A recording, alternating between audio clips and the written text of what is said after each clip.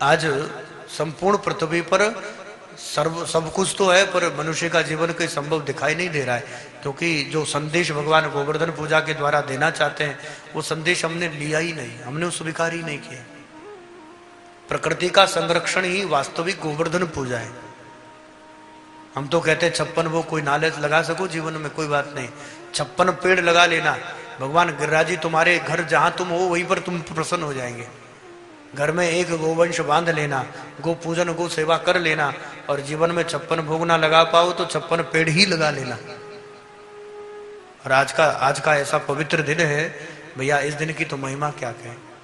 आज ही के दिन अन्नकूट लगता है, आज के दिन ही गिरिराज जी का पूजन होता है।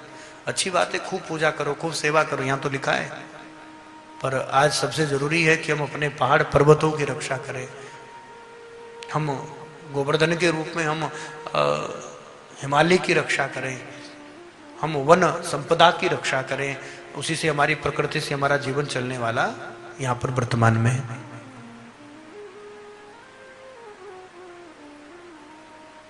कोटि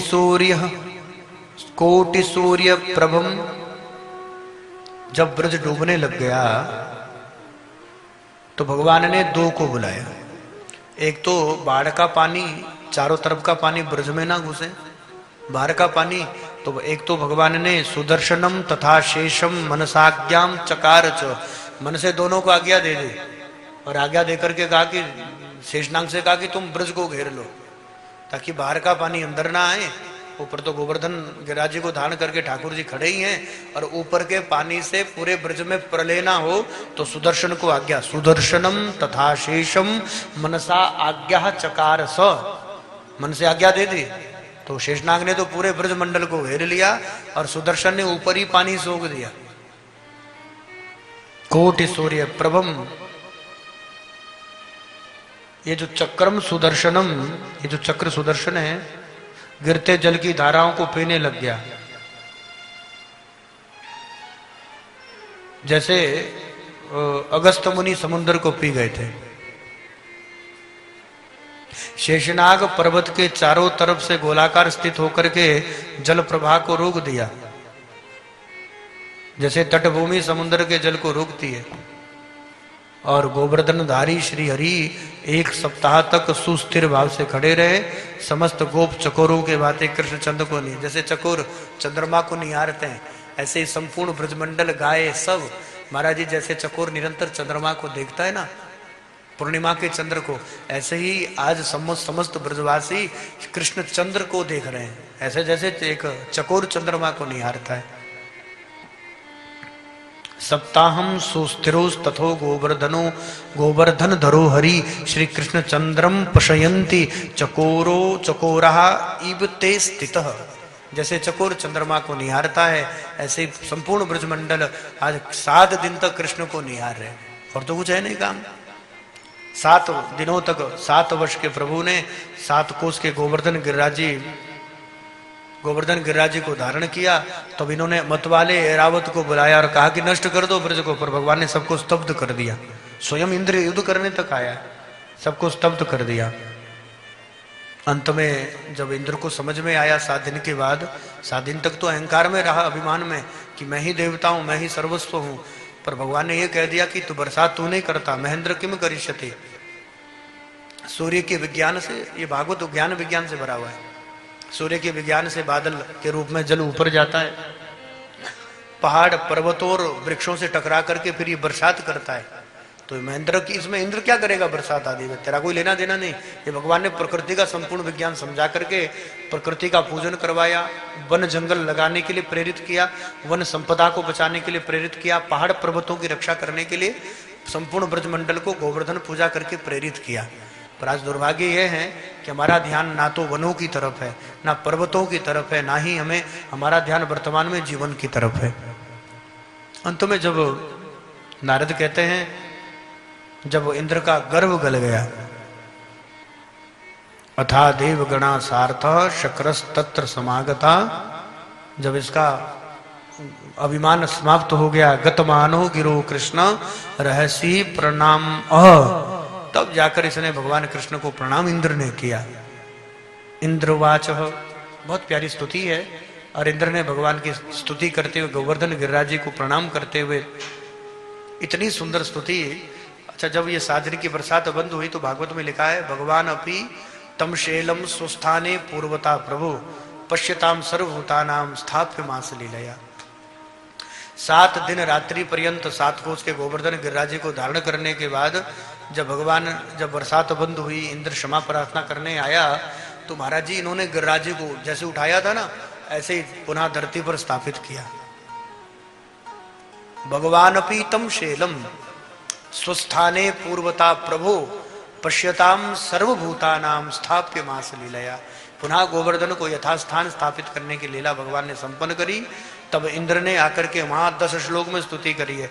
यहां भी बहुत सुंदर स्तुति इंद्र ने करी है। हम कुछ भागवत की चर्चा कर रहे हैं और ज्यादातर गर्ग संहिता के अंतर्गत, क्योंकि यहाँ अधिक महत्व गिरिराज जी का दिया गया है, इससे चर्चा कर रहे हैं। तुम देव देव परमेश्वर प्रभु पूर्ण पुराण पुरुषोत्तम उत्तम परात्परस्त्वं प्रकृति परो हरि हरिर्मां पाहि पाहि दुपते जगतपते।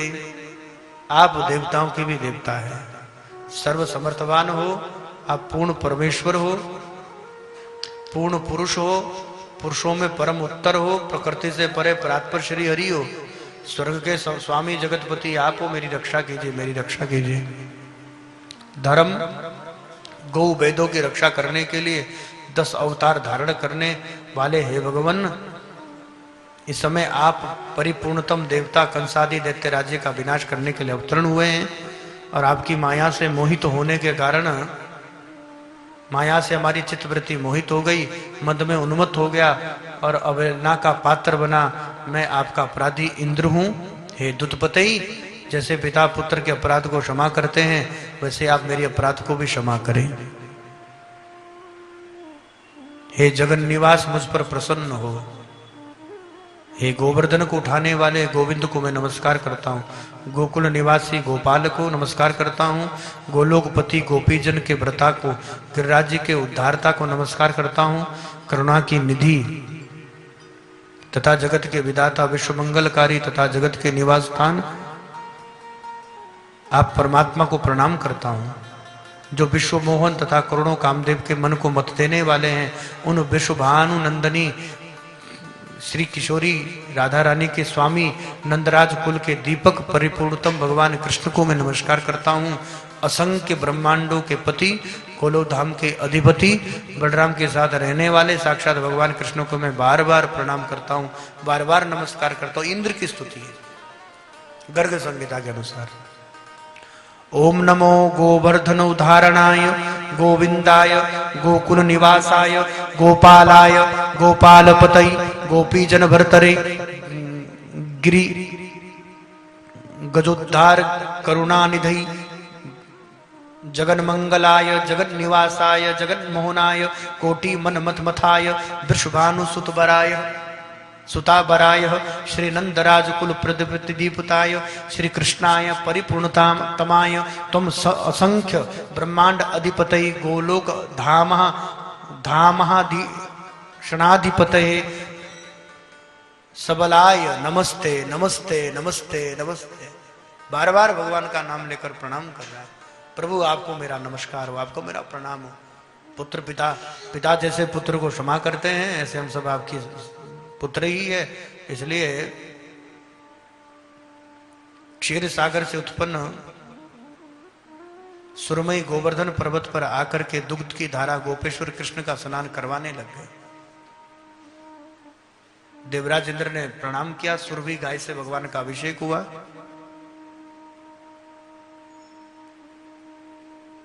और गजराज एरावत आकाश गंगा के जल से 4 सूंडों द्वारा भगवान श्री कृष्ण का अभिषेक करने लग गया।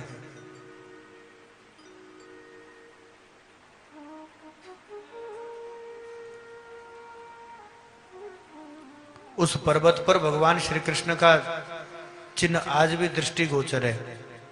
वो परम पवित्र तीर्थ हो गया है। वही चरण चिन्ह, वहां पर भी भगवान का चरण चिन्ह भी विराजमान है। सुरभि गाय के चिन्ह भी बने हैं। कृष्ण के स्नान के निमित्त आकाश गंगा का जल गिरा, उससे मानसी गंगा प्रकट हुई, जो समस्त पापों का नाश करने वाली है। सुरभि के दुग्ध धाराओं से गोविंद ने स्नान किया, उससे उस पर्वत पर गिरिराज में गोविंद कुंड प्रकट हो गया, जो कि समस्त पापों को हरने वाला है, परम पावन तीर्थ है। जातो गोविंद कुंडो तत्र महापाप हरप परम। आप गिरिराज की परिक्रमा करेंगे तो यहाँ पर गिरिराज में गोविंद कुंड है।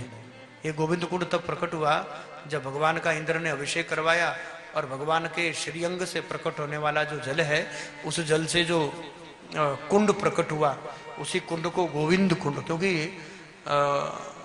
भगवान के श्रीअंग से अभिषेक से जो जल निकला, उसी जल से गोविंद कुंड प्रकट हुआ।